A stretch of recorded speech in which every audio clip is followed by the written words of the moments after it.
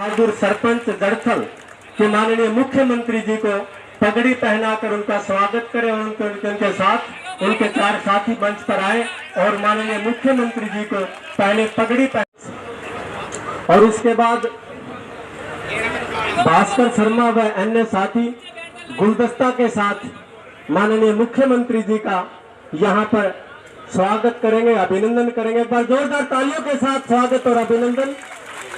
सम्मान की सूचक हमारी पगड़ी हरियाणा की शान इस गांव की ओर से माननीय मुख्यमंत्री जी को पहनाई गई है। और अब मैं निवेदन करूंगा भास्कर शर्मा जी से कि वे आए अपने साथियों के साथ और माननीय मुख्यमंत्री जी को गुलदस्ता भेंट कर उनका स्वागत और अभिनंदन करें।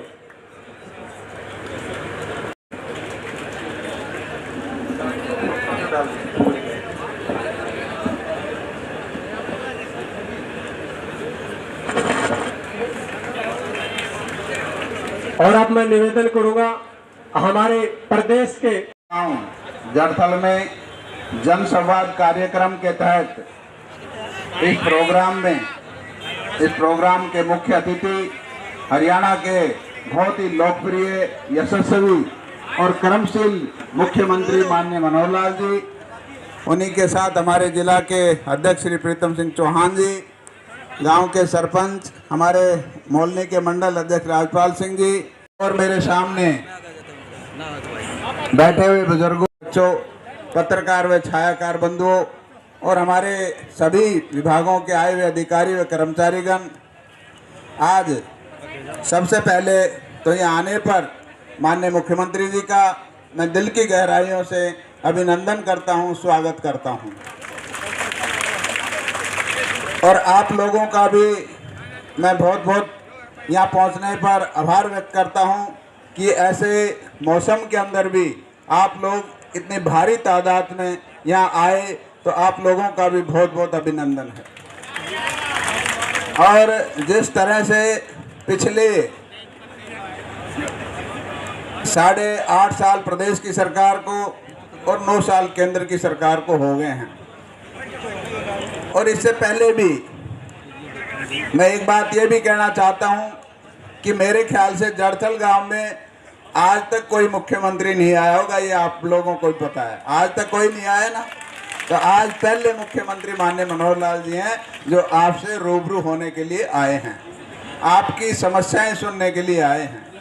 और पिछले 8.5 साल में जिस तरह से इन्होंने प्रदेश के अंदर व्यवस्था परिवर्तन की है, जो हमारी जितनी भी सर्विसेज थी उनको सभी को ऑनलाइन किया है, और उस ऑनलाइन सर्विस होने का फायदा सबसे ज़्यादा गरीब आदमी को मिला है। और जो विपक्ष बार बार ये कहता है कि ये सरकार तो पोर्टल की सरकार है, और उस पोर्टल का ही कमाल है कि जो भ्रष्टाचार कम हुआ है और आपको जो सुविधाएं हैं वो सुविधाएं घर बैठे मिल रही है, ये सारा कमाल पोर्टल का। इस बात को आप मानते हो कि नहीं मानते? जो पेंशन जितनी भी मिलती थी मेरे ख्याल से पूरी किसी के खाते मैंने कहा किसी की जेब में नहीं आई होगी, लेकिन आज अगर माननीय मुख्यमंत्री जी वहां से 7.5 के खाते में 2750 ही आएंगे, एक नया पैसा कोई इधर उधर नहीं हो सकता। ये भ्रष्टाचार कम हुआ। दूसरा कर रहा हूं मैं, जो योग्यता के आधार पर माननीय मुख्यमंत्री जी ने नौकरी देने का काम किया है, वो एक हमारे दक्षिणी का अधिकार बेचा जाता था, आज योग्य आदमी को उनका अधिकार मिल रहा है। ये माननीय मुख्यमंत्री जी के कार्यकुशलता की बात। और जहां तक भारत माता की धन्यवाद। बस भाई, सीओ सारे बोलने लगेंगे तो फिर शाम तक यही चलेगा। हमारे जड़थल गांव के सभी निवासियों, बुजुर्गों, नौजवान साथियों, माताओं, बहनों, मंच पर विराजमान हमारे हरियाणा सरकार के कैबिनेट मंत्री अपने यहाँ के विधायक डॉक्टर बनवारी लाल जी, यहाँ के हमारे सरपंच श्री राज बहादुर जी, पार्टी के हमारे जिला अध्यक्ष श्री प्रीतम चौहान जी और हमारे मंडल अध्यक्ष राजपाल जी, आज ये जैसे जन संवाद का कार्यक्रम है, जैसा आपको बताया गया होगा कि ये मेरा 4 महीने से लगातार जन संवाद का कार्यक्रम चल रहा है। शहरों में तो साल में कई बार जाना आना होता है, लेकिन गांव में उतना ज्यादा जाना होता नहीं है। तो मैंने तय किया है कि हर एक विधानसभा के कम से कम 3 ज्यादा 4 ऐसे बड़े गांव में लोगों से रूबरू हुआ जाए, आप लोग के सामने बैठ के बातचीत की जाए। इस प्रकार से लगभग 300 गांव हो जाएंगे पूरे हरियाणा के मेरे। आज उसका 17वां दिन है जो मैं लगातार कार्यक्रम ये कर रहा हूं।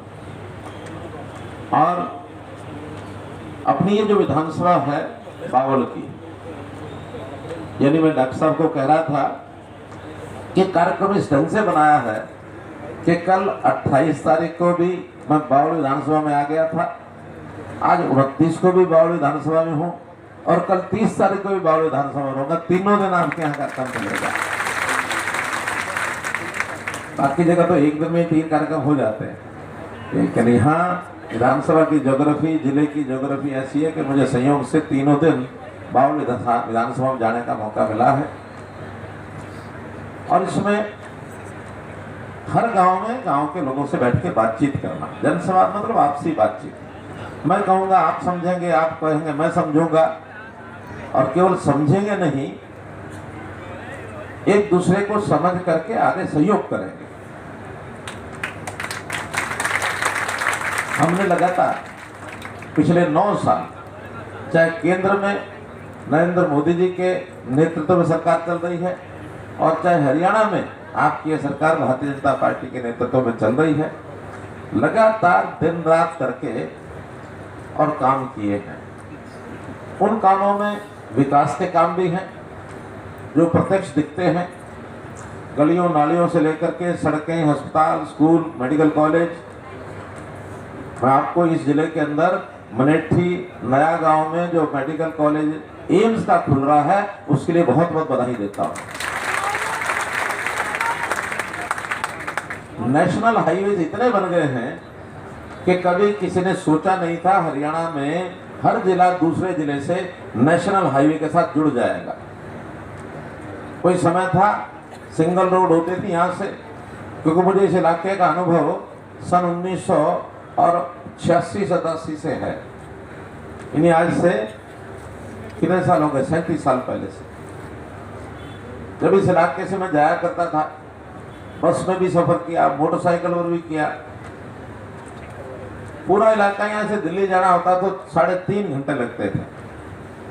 आज जयपुर हाईवे में फराटे से पहुंच जाते, और अब इस इलाके से मानो चंडीगढ़ जाना हो तो दिल्ली होके नहीं जाना पड़ता। 152D कहां से टच करता वो कोटपुतली से, तो कोटपुतली दूर हो जाएगा, लेकिन अगर आप इधर से सीधे भी निकल के जाएंगे तो 152D से भी जल्दी जा सकते हैं। और बहुत सी ऐसी सड़कें बन गई हैं जिससे चाहे आपने राजस्थान जाना हो, उत्तर प्रदेश जाना हो, हरियाणा के अंदर कहीं जाना हो, सड़कों का जाल पूरा बिछ गया है।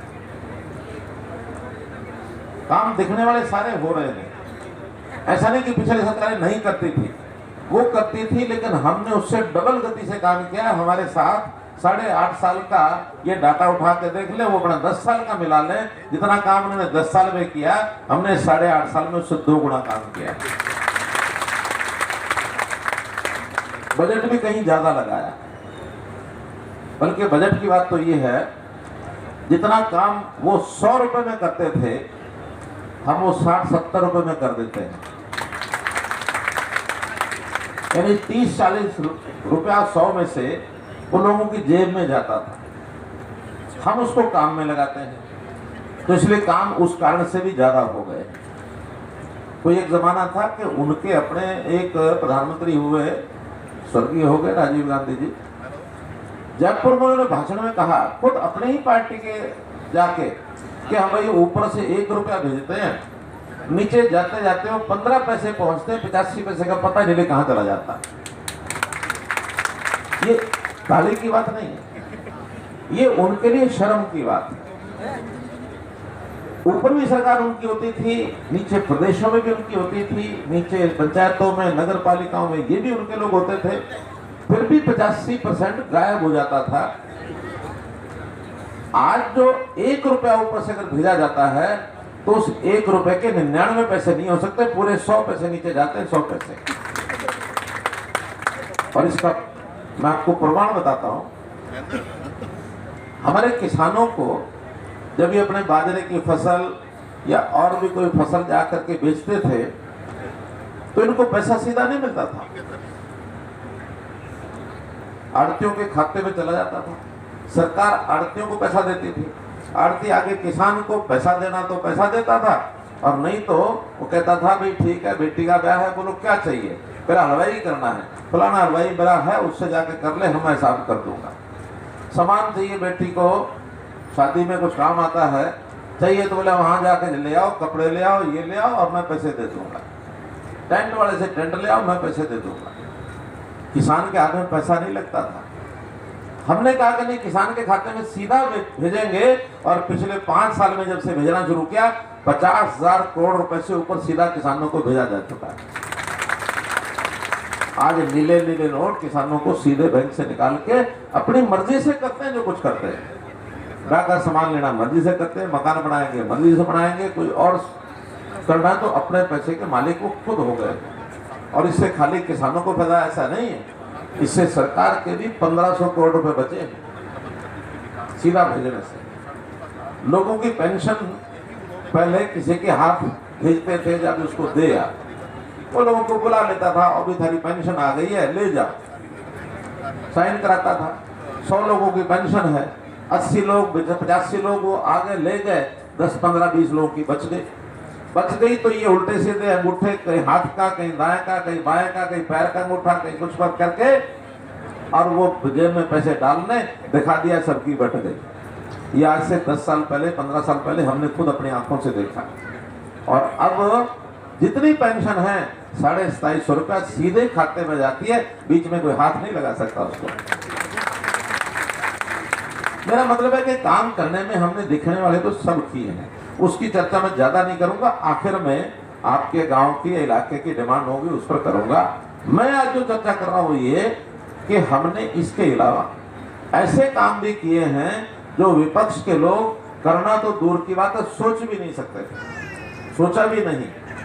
लोगों के जीवन को कैसे सुखी करना है, उनके जीवन में आने वाली रोज रोज की कठिनाइयां उनको कैसे दूर करना है।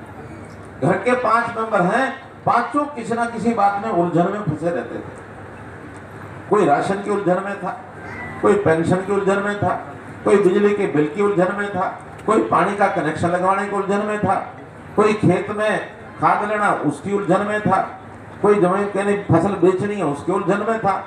जितने लोग थे किसी न किसी परेशानी में फंसे रहते थे।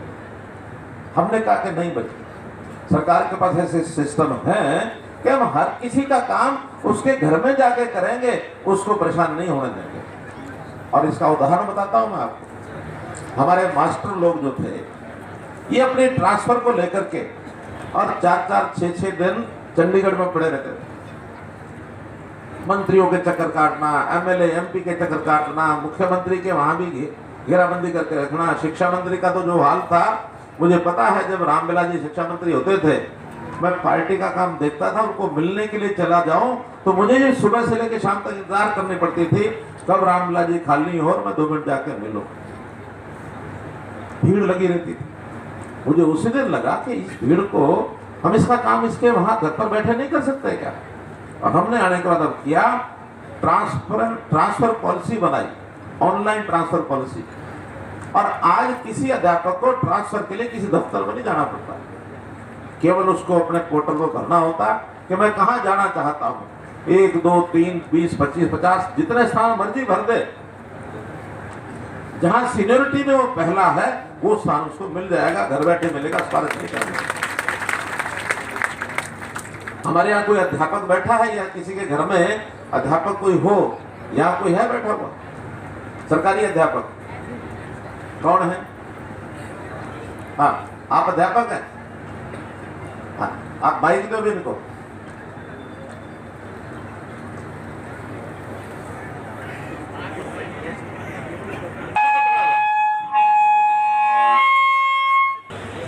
बताओ, ट्रांसफर में कोई बात आपको ध्यान में आई? सर ट्रांसफर पॉलिसी बहुत ही फेयर है। इसमें जिस टीचर्स के जो चॉइस भरने पड़ते हैं और उसमें किसी प्रकार की कोई भी खामी नहीं है, सभी को अपने चॉइस के सेंटर मिलते हैं। चॉइस के सेंटर मिल जाते हैं। सीनियरिटी जो है वो होती है, ना कि उसकी सर्विस के हिसाब से। जी सर। क्योंकि अगर जो बुजुर्ग हो गया, चाहे सर्विस थोड़ी भी है, जरूरत तो उसको है घर के नजदीक आने की। 55 साल के बाद, 56-57 साल के आसपास वो घर के नजदीक आ जाए, हमारी ये प्रायोरिटी है।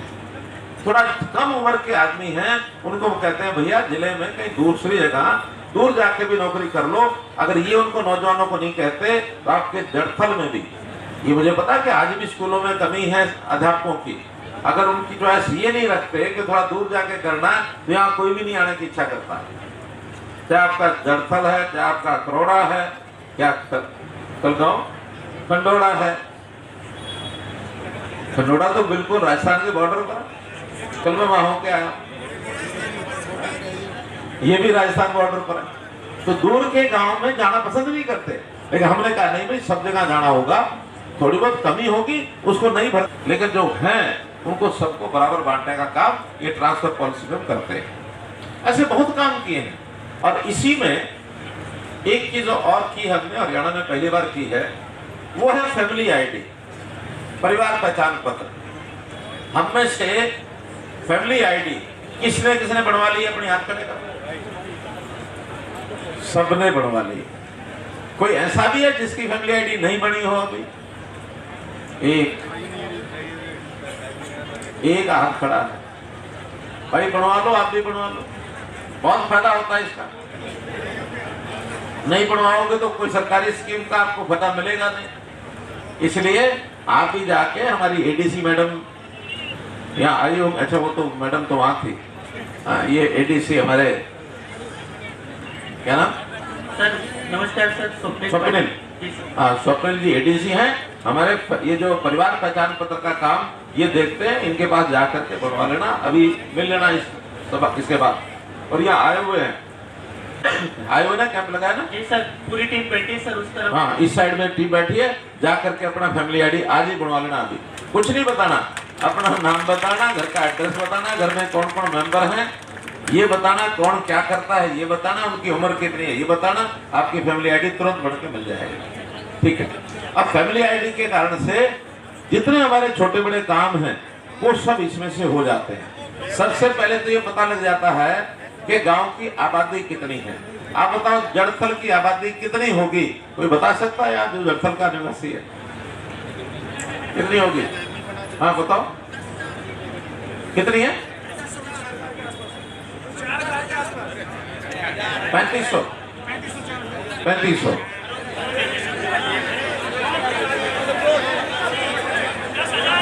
10,000 3500।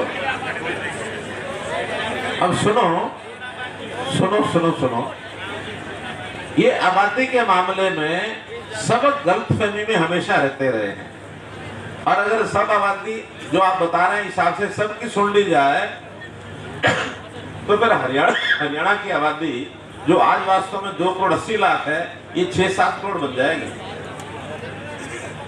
आज आपकी आबादी इस समय क्योंकि हमारे पास एक ही घर का हिसाब है, उस घर में कितने मेंबर हैं उसका भी हिसाब है।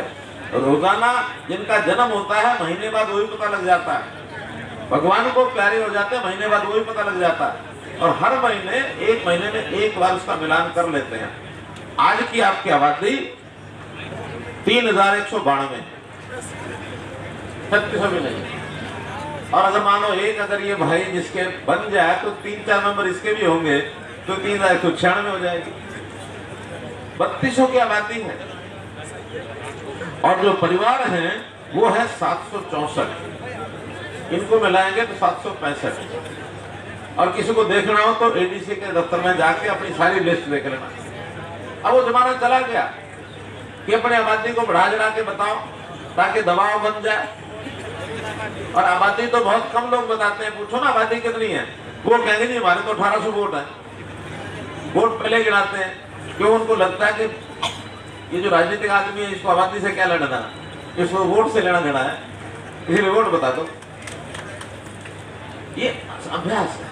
लेकिन हमने परिवार पहचान पत्र में सबका खाता कि किसके घर में कितने मेंबर हैं, क्या क्या करते हैं, उम्र कितनी है, बच्चे स्कूल में जाने वाले कितने हैं, रोजगार में कितने हैं, बेरोजगार कितने हैं, फौज में कितने हैं, ये हर एक का खाता हमारे पास है।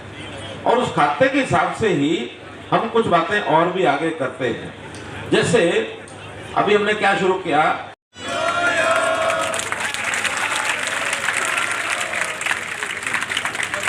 ये बच्चे के खाने के लिए टॉफी का पैकेट है, ठीक है, ये पकड़ो। और ये पढ़ने के लिए किताब महापुरुषों का बचपन पढ़ोगी ना, और ये देखो तुम्हारे शुभकामना संदेश, ठीक है, याद रखोगी। शाबाश, चलो आगे। अब ये नौजवान है, क्या नाम है इसका, क्या करते हो, 12th पास कर लिया, आगे क्या करोगे, कॉलेज में जाएंगे, शाबाश, शुभकामना। और तुम्हारे लिए एक ये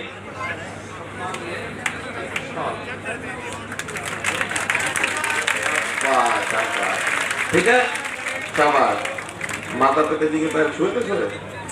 नहीं छुए। जब मेरे सामने तो झुक गया, माता पिता यहाँ बैठे हैं क्या? नहीं आए, घर में जाके पैर छोड़ा, ठीक है। चल, ये तुम्हारा संदेश। चल, ट्राई साइकिल दे दो, जिनको सुनने में कठिनाई है उनको सुनने की मशीन दे दो। अब इस गांव के थे, आसपास गांव के होंगे, 3 लोगों को ट्राई साइकिल दी, अभी 3 लोगों को सुनने की मशीन दे दी। इसी गांव से सरपंच का बता रहे। ये जिनकी जरूरतें हैं उनकी महसूस करना, और इसी महसूस करने में हमने जो आपका फैमिली आइडिया, उसमें इनकम किसकी कितनी है उसके हिसाब से कुछ काम शुरू किए। जिनके इनकम 1 लाख रुपए से भी कम है, ऐसे परिवार से किसी एक सदस्य को बुलाते हैं, मुख्यमंत्री अंत्योदय परिवार उत्थान योजना। उनको कहते हैं भाई कोई काम करो, हम आपको लोन लेके देते हैं, आपके काम की सिखलाई कुछ करनी है तो सिखलाई करते हैं, स्किल ट्रेनिंग देते हैं उनको, ताकि वो कोई काम करके अपने पैरों पर खड़ा हो जाए।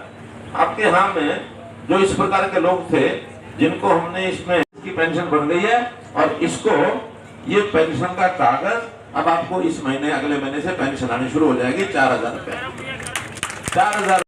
ये ले लो, ये ले लो, ये ले लो। माता जी हाथ लगाओ, नहीं बस हाथ लगाओ। 24 घंटे में इनको 4000 रुपए की पेंशन मंजूर करा दी है। हाँ बेटा, ये लो, तुम्हारे लिए एक चॉकलेट का रखा, और जब बड़े एक ये किताब कहानियों की है। पढ़ाई कर रहे हो, स्कूल में जा रहे हो, कौन सी क्लास में पढ़ रहे हो? 5th में। वाह, लगते तो छोटे से हो, कोई बात नहीं, अच्छा है, और आगे बढ़ो। और ये कहानियों की किताब है, ठीक है, पढ़ो, ले जाओ।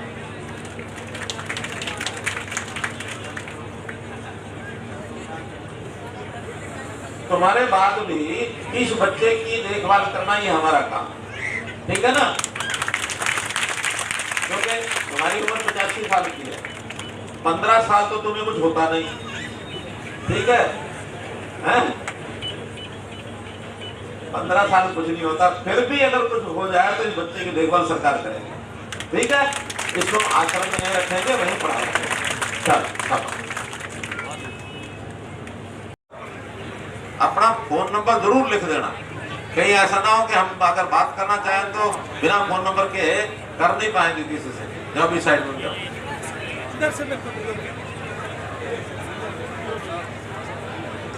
पीछे चले जाओ, पीछे जाओ।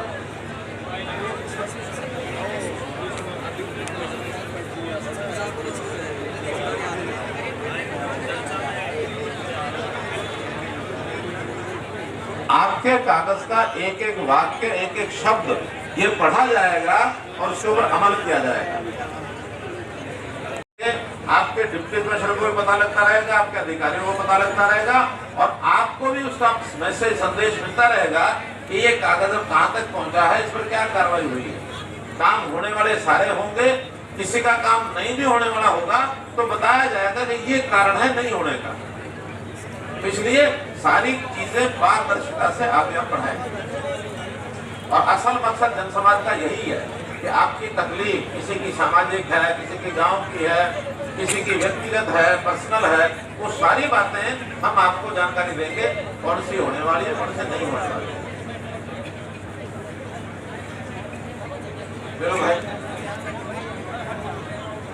देश है पीछे आपके पीछे इधर चलिए, ले आओ इस साल से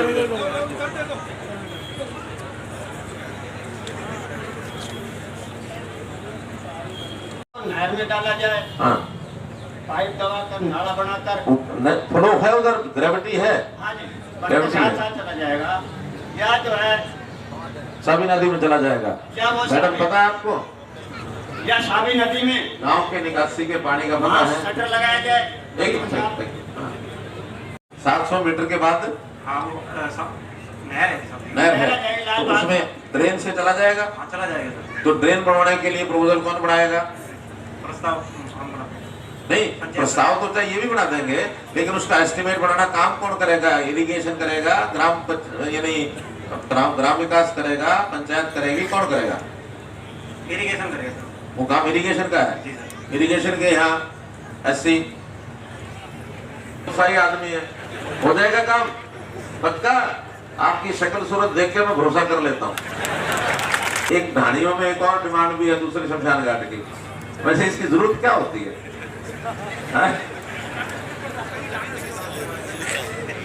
बहुत दूर है क्या? एक जगह काम नहीं चलता? मैंने डायरेक्शन दे दी ना महेंद्र के घर से सरजीत के। हाँ, तो वो मार्ग है, वो जो मार्ग है वो अलग से लिख लेंगे, फिर नहीं। एक सर और एक सुन, ये अपने ऐसी जो बीपीएल मंजूर की है, कोई रिपेयर वाली है, कोई नई बनने वाली है। और जो जड़थल के आसपास की सड़कें जो आपको बताऊंगा, आपको जानकारी रहनी चाहिए, क्योंकि सब गांव के सरपंच ही आए हैं, तो बता रहा हूँ आपको। एक है संगवाड़ी से जड़थल, जो मेन रोड है जिससे मैं अभी आया हूँ, वो भी अब बीच बीच में थोड़ा थोड़ा बनने लग गई है, उसमें बजरी डल गई है और इसका टेंडर हो गया है और इस पर काम शुरू हो गया है। ये बहुत जल्दी कंप्लीट हो जाएगी, महीना 2 महीने में सारी बन जाएगी। ऐसे ही मोहनपुर से ओडी, इसका भी काम शुरू हो गया है। ये नजदीकी है, दूर है, तो एक ये सड़क आपकी। इसी प्रकार से एक और सड़क जो बननी शुरू हुई है, रेवाड़ी बावल रोड से गुजरीवास, ये कितनी दूर है? 5-10 किलोमीटर है। तो एक ये सड़क है, ये भी मंजूर होके और शुरू हो गई है। फिर एक है अलावलपुर टू राजस्थान बॉर्डर, ये भी शुरू तो नहीं हुई, लेकिन इसका टेंडर हो गया है और वर्क अलर्ट हो गया, बहुत जल्दी ये शुरू हो जाएगी। पीडब्ल्यूडी के लोग बैठे हों तो वो इस बात को ध्यान करते रहें जो मैं बता रहा हूं। अगर इसमें कोई बात ठीक नहीं हो तो मुझे बता देना। एक है नांगल से बाजपुर से बीटावास अलावलपुर टी पॉइंट तक, ये भी टेंडर हो गया है, वर्क अलॉट हुआ है, लेकिन शुरू अभी नहीं हुआ है। एक झांसरी से दुलेड़ा कला, ये भी अभी टेंडर होना है इसका। इसी प्रकार नंदरामपुर बास से भटसाना, ये भी टेंडर इसका हो गया है, काम अभी शुरू होना है। एक है नंदरामपुर बास, जड़थल से नंदरामपुर बास, ये भी इसका टेंडर हो गया है, बहुत जल्दी ये काम शुरू हो जाएगा। तो ये 7-8 सड़कें जो हैं आपकी, जो मेरी जानकारी में लाई गई थी, वो मैंने आपको इसलिए बताई हैं। कई बार ये भी आपने लिख के दे दी होंगी, तो लिख के दे दी हो भले ही, लेकिन जो काम शुरू हो गए हैं वो मैंने आपको बता दिए हैं। अब इसके बाद चूंकि मेरा अगला जो कार्यक्रम है, मेरे पास बार बार चिट्ठी मिल रही है कि प्रोग्राम में अगले में जाना लेट हो रहे हैं, और मुझे इस गांव में अगर आप चाहो तो 5-10 मिनट एक घर में चाय पीने जाना है। अगर आप मुझे कहो तो मैं चला जाऊं, ठीक है? बोलो भारत माता की, भारत माता की। के बिना भ्रष्टाचार के, बिना इलाकावाद के और अंत्योदय के सिद्धांत पर जिस तरह से हमारी केंद्र सरकार और प्रदेश सरकार काम कर रही आएगा, कोई नहीं कर सकता। और जहाँ तक आपके पेंशन बनवाने का, जो ऑनलाइन सर्विसेज की, उसका फ़ायदा ज़्यादा गरीब लोगों को मिला है। क्यों माननीय मुख्यमंत्री जी का जो अंत्योदय का सिद्धांत है कि कोई बार बैठो अपने घर, और जो हमारा एक स्वास्थ्य का जो बहुत महत्वपूर्ण जो आयुष्मान भारत की योजना है उसको। साथियों, माताओं, बहनों, जैसा ये बताया गया कि एक जन संवाद का ये कार्यक्रम, जन संवाद मतलब आपसी बातचीत, कुछ हम आपसे बात करेंगे, कुछ आप हमसे बात करेंगे। केवल बात ही नहीं करेंगे बल्कि एक दूसरे को समझेंगे भी सही, और समझने के बाद एक दूसरे का हम लोग सहयोग भी करेंगे ना? अरे हाँ ना।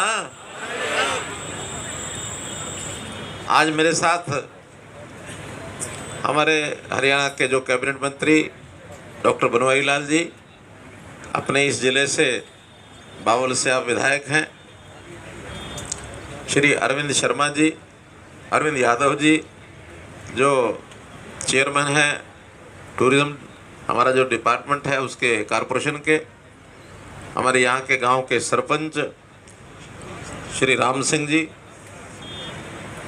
और हमारे ज़िले का प्रधान हैं प्रीतम चौहान जी भारतीय जनता पार्टी के, और मंडल के प्रधान क्या नाम, बाबूलाल जी छावड़ी मंडल के प्रधान हैं। सब लोग आपके सामने बैठे हैं, हमारे अधिकारी भी, कुछ चंडीगढ़ से भी आए हुए हैं, कुछ यहाँ ज़िले के हैं, आपके लोकल इलाके के भी हैं। सबके साथ मिलकर हम जो बातचीत करेंगे उसको हमारे जो पत्रकार, मीडिया बंधु, छायाकार, ये भी सब अपने उसमें कैद करेंगे। हमारी बातचीत खुले में चलती है, जिसको कहते हैं ना खुली किताब, ओपन चैप्टर। बहुत मीडिया वाले कभी कभी कहते हैं कि भी आप ऑफ द रिकॉर्ड कुछ बात बता दो। हम कहते हैं हमारी ना कोई of the record, on the record, जो है सीधी सीधी है। जिसने सुननी है सुन लो, जिसने उस पर ध्यान करना कर लो। जो कहते हैं वो करते हैं, और जो नहीं कर पाएंगे वो कभी कहते भी नहीं हैं। ना भी करनी हो तो साफ साफ करते हैं। ये बात आपको ठीक लगती है कि नहीं लगती है ना? नहीं तो बहुत ऐसे राजनीतिक आदमी आज से 10-5 साल 15 साल पहले, 10 साल पहले की जो सरकारें चाहे सेंटर की थी या स्टेट की थी, गोली दे के चले जाते थे ना, करो धरो कुछ नहीं, घोषणाएं करते चले जाओ। लेकिन हमने जो कहा सो किया। केंद्र में पिछले 8.5-9 साल से, बल्कि अब तो 9 से भी ज़्यादा हो गए हैं, मई में 9 साल हो गए थे, 9.25 साल से श्री नरेंद्र मोदी जी के नेतृत्व में अपनी सरकार चल रही है। और हरियाणा में भी लगभग 9 साल हो गए आपकी अपनी सरकार भारतीय जनता पार्टी के नेतृत्व में ये चल रही है। तो हमने इन 9 सालों में जो विकास के काम हैं वो तो बहुत किए हैं। मैं ऐसा नहीं कहता कि पिछली सरकारों ने नहीं किए होंगे, सरकार आती है कुछ ना हो तो करती है, लेकिन मैं तो उस मुकाबले को बता सकता हूँ कि हमारे ये 8.5-9 साल और उनके 10 साल हमने डबल काम किए हैं मित्रों, डबल। चाहे कोई भी क्षेत्र हो, चाहे वो सड़कें हों, हाईवे हों। अब आपके इस इलाके से ही चलो नेशनल हाईवे तो बहुत पुराना, ये जयपुर का हाईवे चल ही रहा है। इसके अलावा दिल्ली मुंबई है, जो ये जो कॉरिडोर, इंडस्ट्रियल कॉरिडोर बना रेलवे लाइन का, ये अलग से है। किसी भी साइड में निकल जाओ नेशनल हाईवेज का जाल बजा हुआ है। हर जिला दूसरे जिले के साथ राष्ट्रीय राजमार्ग से जुड़ गए। उद्योग है भरपूर मात्रा में। उससे पहले तो उद्योग या तो फरीदाबाद या गुड़गांव। अब उसके बाद इन सालों में यहाँ से लेके बावल तक, दारूवाड़ा, रेवाड़ी, पूरा ये आपका झज्जर जिला, रेवाड़ी जिला, और अब तो नांगल चौधरी तक उद्योग की लाइन लग गई। जितना उद्योग ज़्यादा होगा उतना लोगों का रोजगार बढ़ेगा। ये विकास के काम चाहे शिक्षा का हो, चाहे स्वास्थ्य का हो, चाहे सड़कों का हो, नहरों का हो, पानी का हो। बल्कि पानी तो दक्षिण हरियाणा हमेशा पानी के लिए संघर्ष करता रहा। हमने पानी आखिरी टेल तक पहुंचा दिया। और अब हमने आश्वासन दिया है कि बिल्कुल राजस्थान का वो गांव किनारे का, यानी बॉर्डर के जो गांव है हरियाणा के, एक तो आज यहीं बता रहे थे आपके जड़थल, और एक कल जिसमें गए थे खंडोड़ा, हमने वहां तक भी नहर का पानी भेजने के लिए व्यवस्था बना दी है।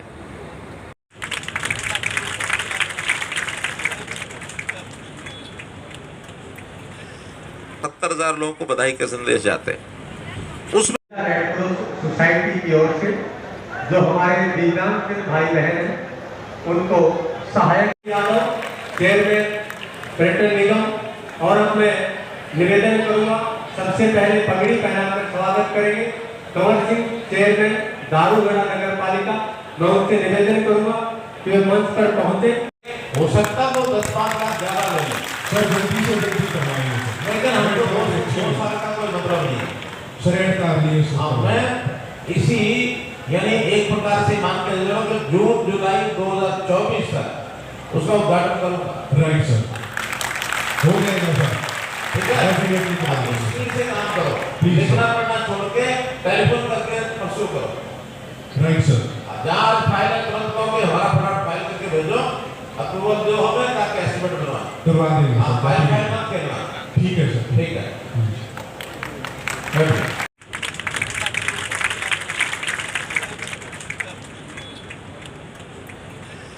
70,000 लोगों को बधाई के संदेश जाते हैं।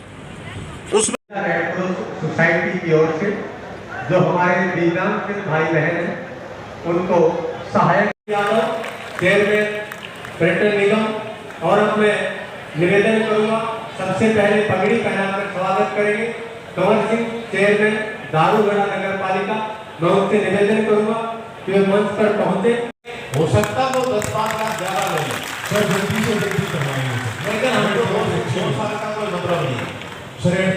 हाँ, मैं इसी यानी एक प्रकार से मान के चलो कि जून जुलाई 2024 तक उसका उद्घाटन करूंगा। राइट सर, हो जाएगा सर, ठीक है। मुश्किल से काम करो, लिखना पढ़ना छोड़ के टेलीफोन करके परसों करो। राइट सर, जहाँ फाइल तुरंत कहोगे हमारा फटाफट फाइल करके भेजो, अप्रूवल जो होगा ताकि एस्टिमेट करवा देंगे। हाँ, फाइल मत करना, ठीक है सर, ठीक है।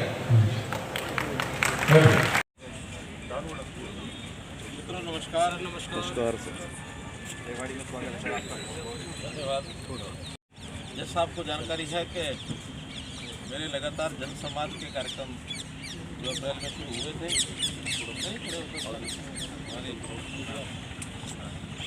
जन संवाद के हमारे कार्यक्रम शुरू हुए थे।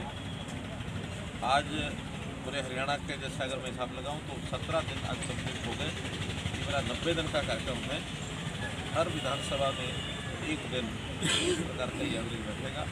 विधानसभा के 3 से 4 गांव कार्यक्रम होते हैं। इसमें जहाँ की कस्बे नगर विकास कार्यक्रमों का होता, अन्यथा जितने गाँव हैं, पंचायतें हैं, आसपास के सरपंच भी इसमें आते हैं, ऐसे कार्यक्रम होते हैं। आज दिन भर में हमारे जो कार्यक्रम हुए हैं, पहला कार्यक्रम जड़थल, उसके बाद संगवाड़ी और तीसरा धारूगढ़ा, वैसे 3 कार्यक्रम हुए हैं। जड़थल संगवाड़ी के कार्यक्रम के बाद मैं जो यहाँ की एक बहुत बड़ी समस्या धारूगढ़ा और खास करके जो भिवाड़ी से पानी आता है, एक बड़ी समस्या यहाँ की है और वर्षों की लटकी हुई है। हालांकि हमने बहुत गंभीरता से प्रकट किए। जो राजस्थान सरकार है उनके अधिकारियों से भी बातचीत की, कई मीटिंग्स हुई हैं। मेरी अपनी मीटिंग हुई, यहाँ के हमारे डिप्टी कमिश्नर अलवर के डिप्टी कमिश्नर से मीटिंग कर रहे हैं। हमारे जो मंत्री हैं केंद्रीय मंत्री राव इंद्रजीत सिंह जी, उन्होंने भी एक मीटिंग ली है। और एनजीटी ने भी एक फैसला सुनाया है कि कितने करोड़, कुछ शायद 45 करोड़ रुपया और डिफरेंट एजेंसीज के ऊपर उन्होंने फाइन भी किया है। लेकिन उस फाइन के खिलाफ राजस्थान सरकार सुप्रीम कोर्ट में चली गई, स्टे ले लिया है। हमने थोड़ा सख्ती भी दिखाई है, अब तो एक FIR भी की है। परसों रात को मेरी स्वयं CM राजस्थान से बातचीत हुई थी। कल उनके अधिकारियों ने हमारे अधिकारियों से बात भी की है, बल्कि आज के दिन उन्होंने कहा कि हम कोई ना कोई एक आश्वस्त करने के लिए एक लेटर भी आपको देंगे। मुझे लगता है वो लेटर देंगे। हम उनको 7 दिन के लिए कहा है डिप्टी कमिश्नर को एक लिखित में नोटिस दें कि जो पानी है, जिस प्रकार का इंडस्ट्रियल वेस्ट है और साथ में जो बरसात का पानी जैसे बह करके और धरवड़ा की तरफ आ गया, धरवड़ा के लोगों का जीवन एकदम नर्क बना है। मैं स्वयं आज विज़िट करके आया हूँ, देख करके आया हूँ, और वहाँ जो मेन रोड है उसके ऊपर एक छोटा 3 फुट ऊंचा बंद भी बनाया है ताकि पानी और आगे इधर ना आए। अभी उनसे हम अपील कर रहे हैं, और फिर अगर आवश्यकता पड़ी हम सुप्रीम कोर्ट में भी दोबारा जाएंगे, एनजीटी में दोबारा जाएंगे, नोटिस भी देंगे। एफआईआर जो की गई है पुलिस अपना एक्शन करेगी, लेकिन हम धारवाड़ा के लोगों को इस प्रकार से परेशान नहीं होने देंगे, ये हमारा वायदा है।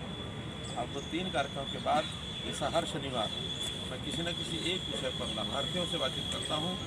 आज अभी 5 से 6 आपकी बेटी हमारी बेटी इस विषय के ऊपर लगभग 17,500 ऐसे परिवार हैं जिनसे मेरी सीधी बात हुई है, और एक 20 से 25 लोगों से व्यक्तिगत बात भी मैं पूरे टेलीफोन पर भी करता हूँ। ऐसे 4,07,000 इतनी बेटियों के नाम, पहले तो योजना चलती थी लाडली योजना, बाद में हमने इसको योजना आपकी बेटी हमारी बेटी ऐसी योजना का ये नाम दे करके प्राय स्वरूप वही है कि जीवन बीमा निगम के माध्यम से 18 वर्ष की होने के बाद बेटी के जन्म के समय उसको 1 लाख रुपया मिल जाए, उसके लिए हम बेटी के जन्म पर ही 21,000 रुपया उसके नाम से जमा कराते हैं। ऐसी योजना है, और लोग बहुत ही इससे प्रभावित हैं कि हमारे यहाँ बेटी के जन्म के समय अगर पैसा जमा होता तो शादी के समय 1 लाख रुपया मिल जाएगा। खास करके गरीब परिवारों को, अनुसूचित जाति के परिवारों को इसका बहुत बड़ा एक लाभ है। कारगर कितना है कितना नहीं है, ओपन कार्यक्रम है, आप लोग भी वहाँ होते हैं, मैं कुछ आपको बताऊँ वो उचित नहीं है। आप स्वयं देख रहे हैं कि जनता का कितना उत्साह है। हमारी हर योजना के प्रति वो लोग बड़े उत्साही हैं, बड़े प्रभावित होकर के अपनी जानकारी देते हैं, कैसे उनको पारदर्शी तरीके से हर सेवा सरकार की मिलती है, चाहे उसमें नौकरियों की बात है, चाहे उसके अंदर ट्रांसफर्स की बात है, चाहे उसमें आयुष्मान कार्ड की बात है, चाहे उसमें ओल्ड एज पेंशन की बात है। ये सारे लाभ उनको मिलते हैं, और किसी को चक्कर नहीं काटने पड़ते, कहीं द्वार भटकना नहीं पड़ता, कहीं दरखास्त, दफ्तर और दस्तावेज तीनों से छुटकारा मिला उनको। तो इस नाते से ऑनलाइन सेवाएं सब चीज़ों की इनकी मिलती है, और जितने भी हमने विकास के काम किए हैं उनकी सारी भी चर्चा उनसे होती है। हमने कांग्रेस में आज तक जितना विकास कराया था 10 साल में अपने शासन में, 8.5 साल या 9 साल कहें, उससे डबल विकास का काम हमने कराया है। चाहे वो इंफ्रास्ट्रक्चर हो, चाहे वो शिक्षा हो, चाहे स्वास्थ्य की बातें हों, किसी प्रकार की चीज़ों में हमारे जो सिस्टम है, हमारे जो विकास के काम है पीछे नहीं है। लोग बहुत प्रभावित हैं, सब प्रसन्न हैं। आने वाले समय में मोदी जी के नेतृत्व में तीसरी बार, और हरियाणा में भी भारतीय जनता पार्टी के नेतृत्व में तीसरी बार सरकार बनेगी, ऐसा लोग जो हमको विश्वास दिला रहे हैं। विपक्ष के लोगों को एकदम सीधा उन लोगों का कहना है कि केवल नाम बदलने से कुछ नहीं होता। नाम बदलने के बारे में तो मैंने एक आध जगह आपके सामने कहा भी है कि जैसे एक नटखट बालक घर में हो, कुछ ना करता हो, तो कई बार उसका नाम बड़ा प्रभावी रख देते हैं ताकि वो लोगों को जाकर के अपना प्रभाव डाल सके। किसी का नाम डीसी रख देते हैं, किसी का नाम थानेदार रख देते हैं, किसी का नाम जेलदार रख देते हैं, लेकिन करने वाला कुछ नहीं होता। तो ऐसे जो निखट्टू लोगों की जो जमात है, इन्होंने अपना नाम इंडिया रखा है। इंडिया नाम रखने से कुछ नहीं बनेगा। ये देश के लोगों की सेवा करना जानते नहीं हैं। मोदी जी इसमें तज्ञ हैं कि आम समाज, गरीब समाज की, गरीब कल्याण की योजना कैसे बनाई जाती हैं और कैसे नीचे तक लागू की जाती हैं। इसलिए नाम बदलने का एक जो इन्होंने जो है जिसको कहना चाहिए, अब इसको मैं कोई षड्यंत्र जो है शब्द तो नहीं कह सकता, लेकिन एक उनका भोलापन है कि शायद नाम रखने से ही कुछ हो जाएगा, बिना कुछ मिले ना मिले नाम दरोगा धर दे बाकी सब हो जाएगा। दरोगा नाम रखने से कुछ होना होता तो कोई भी अपना नाम कुछ भी रख लेता। एक पड़ोसी नेता जानता हूँ जी कि देश में एक ही ऐसा नेता 1-2 प्रदेशों में घूम घाम के कहता है कि मैं ये मुफ्त दे दूंगा, वो मुफ्त दे दूंगा। नाम लेना हो तो कोई परहेज नहीं है। केजरीवाल जो कहता है कि हम सब मुफ्त का देंगे, हमारा हरियाणा का गरीब से गरीब नागरिक भी स्वाभिमानी है, गैरतमंद है, उसके मन में एक ज़मीर होती है, वो कभी भी मुफ्त की चीज़ की बजाय कुछ अपने हाथ से काम करके अपना गुजारा करना, अपना माथा ऊंचा रखना, सीना चौड़ा करना वो जानता है। कभी भी मुफ्त की चीज़ों के झटसे में आता नहीं, आज तक पहले कभी नहीं आया, आगे कभी नहीं आया। सीएम साहब कंपनी को काम दिया गया था और ये कई साल पहले दिया था। एक पहला ऑपरेशन था, क्योंकि 42-45 लाख जो भी प्रॉपर्टीज़ हैं उनका डाटा, उनका डॉक्यूमेंटेशन करना, उनका डाटा तैयार करना, उसको ऑनलाइन करना, ये सारा काम दिया गया था। उन्होंने अपनी टीम लगाई भी होगी, लगाई भी थी, लेकिन प्रारंभिक काम था, कुछ गलतियां उनसे हुई हैं, उनके स्टाफ के द्वारा हुई हैं। जब हमने उसको जाके चेक किया है तो बहुत सी गलतियां मिली हैं। एक आधा काम वो कर चुके थे, आधा काम और उन्हें करना था, वो हमने बाद में कैंसिल कर दिया था। 2 टेंडर थे, एक टेंडर हमने कैंसिल कर दिया, काम नहीं कराएंगे। अभी भी जो गलतियाँ मिल रही हैं एक सीमा के अंदर क्षम्य होती हैं, लेकिन सीमा से अधिक गलतियाँ मिलती हैं तो उसको दंडित भी किया जाएगा।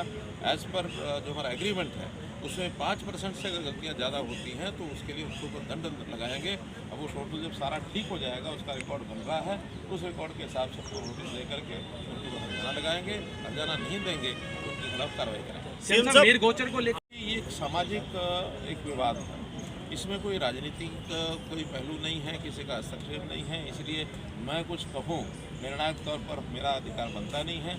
समाज के लोग हमारे पास भी आए थे, उन्होंने कहा था भाई दोनों समाज के लोग मिल करके आपस में भाईचारा रखते हुए एक फैसला करें और जो फैसला वो कर लेंगे उसको सिरे चढ़ाने में अगर हमारी कोई आवश्यकता होगी तो हम जरूर करेंगे, लेकिन फैसला उन्हीं का चाहिए। उन्होंने जब मेरे पास आए तो कोई 2 कमेटियाँ बनाएंगे 11 लोगों की, वो शायद उन्होंने बना ली हैं। 1-2 दिन में 4 दिन में बैठेंगे, बैठ करके वो फैसला कर लें। अन्यथा कोर्ट में भी कुछ लोग इस केस को लेके गए हुए हैं, फिर कोर्ट फैसला करेगा। 3 अगस्त की डेट लगी हुई है, 3 अगस्त की डेट पर कोर्ट करे, वो आपस में करे। कुल मिलाकर के इससे राजनीति का, सरकार का कोई लेना देना नहीं है।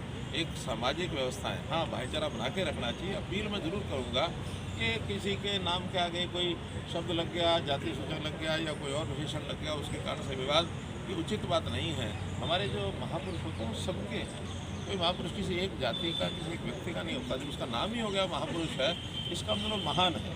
महान है तो उसकी शिक्षा, उसके काम वो हमारे लिए प्रेरणा के विषय होते हैं। तो हम सब प्रेरणा लें और उन द्वारा जो बताए गए रास्ते हैं उस पर हमको चलना चाहिए, ये मेरी अपील है। सीएम साहब बात करें, विकास आखिर कैसे आगे बढ़ पाएगा रेवाड़ी का? अभी मैं रेवाड़ी कल जाऊंगा, जो चीज़ें प्रत्यक्ष सामने आएंगी उस पर विचार करेंगे। लेकिन हाँ, भर्तियों में थोड़ा सा कोविड के कारण से गैप आया था, उस गैप को भरने के लिए अब हमने ग्रुप ए की, बी की स्टाफ हमारा जो HPSC वो भर्तियाँ कर रहा है लगातार, सी की और डी की हमने कंबाइन करके एक साथ भर्तियाँ करने का एक विषय शुरू किया है। जो हम अगले 5 और 6 तारीख को उसके जो एग्ज़ाम हैं वो शुरू हो रहे हैं। लगभग 1 महीने में ये 18-20 दिन लगातार एग्ज़ाम जो चलेंगे, एक दिन छोड़ के आगे पीछे करके, और इसमें 35,000 के लगभग ग्रुप सी की भर्तियाँ ये हो जाएंगी। और उसके तुरंत बाद लगभग 14,000 जो ग्रुप डी की भर्तियाँ हैं वो होंगी। इससे पहले हमने ग्रुप डी की एक बार 18,000 इकट्ठी की थी एक साथ, तो इसलिए 18 वो हो गई थी, 14 भी हो जाएगी, 32 और 32 ग्रुप सी की होंगी। और इसके अलावा जहाँ कमी पड़ती है वहाँ हम HKRM के माध्यम से भी लगातार जिस किसी को डिपार्टमेंट को ज़रूरत होती है 1 साल के लिए उनको हम संख्या उपलब्ध कराते हैं। नई भर्ती होने तक उनको काम करने के लिए अवसर मिल जाता है। रहा नहीं है, देखिए सबको फ्री होते हैं फार्म भरने के लिए। 11 लाख कुछ लोगों ने फार्म भरा, किसी को रोका नहीं। उसमें से एक कट ऑफ मार्क्स होते हैं, उसको पास करने के लिए वो लगभग 3 लाख कुछ लोगों ने उसमें पास किया। हमने तो नहीं, वो तो उन्होंने पास किया।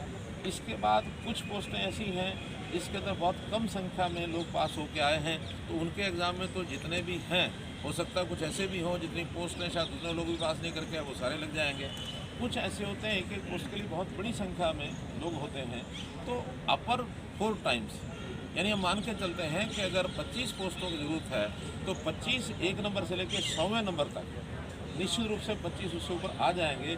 उससे नीचे संभावना नहीं होती है कि 101 वाला भी ऊपर के 25 में आ जाएगा या 110 वाला भी ऊपर के 25 में आ जाएगा। केवल कहने की बात है, तो 4 गुना इसलिए रखे हैं। अब वो 4 गुना का 5 रखते, 6 रखते, तब भी वही बात होती, या तो हम वही लाखों लोगों का फिर एग्ज़ाम लेते। तो लाखों लोगों का एग्ज़ाम लेने के बजाय पोस्ट के हिसाब से मैक्सिमम 4 गुना। अब 4 गुना में भी कहीं 4.5 गुना हो गए, कहीं 5 गुना हो गए। कैसे हुए हैं? जो लास्ट 4 गुना का जो अंक पर एक कैंडिडेट आता है, उस एक ही अंक में उसमें प्रतिशत भी ख़त्म कर दिया। मानो 55 पॉइंट जितने भी प्रतिशत हैं वो सारे 56 के अंतर्गत ला करके उन सबको चांस दे दिया है। मानो अगर 4 गुना में 112 थे और उसी 112वें पर 25 लोग हैं तो 25 को मौका दे दिया, और 112, 25, 137 हो गए। तो इसलिए कहीं भी 4 गुना नहीं रुका, कहीं 4.5, कहीं 5, लेकिन बड़ी मात्रा में लोगों को हमने दिया है। कुछ लोग ऐसे हैं जैसे किसी बाल की खाल निकालने के लिए, चीन में निकालने के लिए करते हैं, पता 4 गुना के अंदर अंदर 1 गुना यानी शुरू में 25% लोग हमने छांटते हैं, उसके अंदर आ जाते हैं क्योंकि मेरिट पर नौकरी है। अगर कोई सिफारिश पर नौकरी लगनी होती तो 8 गुना वाला भी ले आता, वो लास्ट वाला भी ले आता, लेकिन 4 गुना के अंदर जो पास अगर नहीं हो सकता, नहीं उसके बाहर रहेगा तो उसके अंदर आने की संभावना कम होती है, इसलिए किया गया। और ये चूँकि जैसा कहा जाता ना कि रूल्स जो हैं गेम के बीच में नहीं बदले जा सकते। ये जिस दिन एडवर्टाइजमेंट हुई थी उसी दिन ये रूल था कि सेकंड एग्ज़ाम में 4 गुना ही बैठेंगे। तो जब उस समय रूल था तो ध्यान उस समय करना चाहिए था। आज जब एग्ज़ाम फर्स्ट एग्ज़ाम हो गया, सेकंड अब आ गया, आज 4 गुना को चैलेंज करने का कोई अर्थ नहीं है। हाँ, आगे अगली भर्ती में हम फिर विचार करेंगे कि इसको 4 गुना करना कि 5 गुना करना कि 6 गुना करना कि सबको अलाउ करना। ये आगे कोई भर्ती होगी तो हम उसकी विचार करेंगे, लेकिन अभी तो जो 4 गुना का नियम बनाया था वो बीच में अगर चेंज करेंगे तो फिर कोई दूसरा आदमी कोर्ट में जाके सारी भर्ती रद्द करा सकता है। भर्ती ठीक से हो जाए, इसमें कोर्ट्स का भी कई बार मसला होता है, वो ध्यान करते हैं, तो हम भर्तियों को सफलता से करना चाहते हैं, यही हमारा उद्देश्य है। इसके अलावा